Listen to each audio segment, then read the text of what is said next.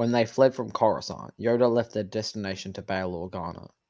The Senator chose an obscure archaeological project on the asteroid Polis Massa. There they set up a homing beacon and waited hopefully for Obi-Wan.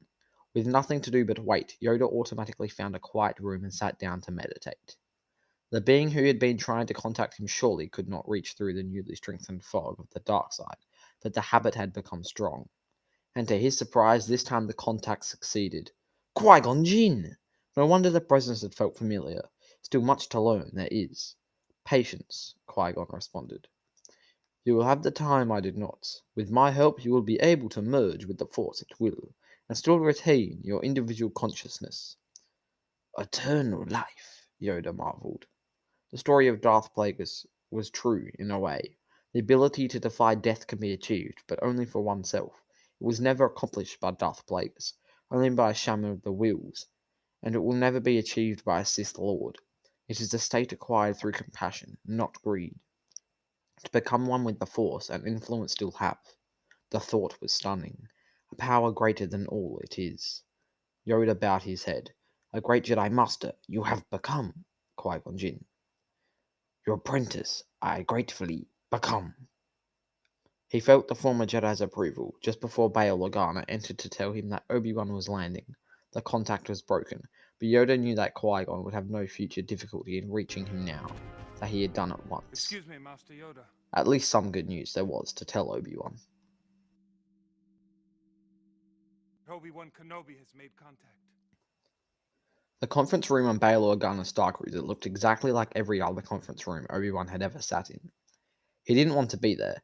He didn't feel up to making decisions about the future, and he certainly didn't want to think about the past. But he and Yoda and Bail were the only ones left to decide.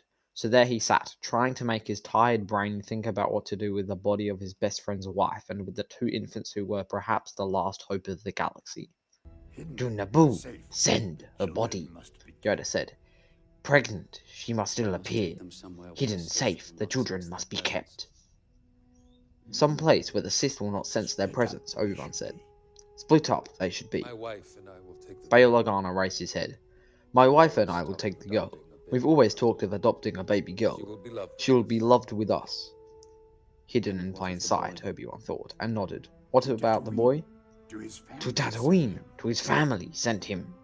Remembering that harsh, dry planet, Obi-Wan winced.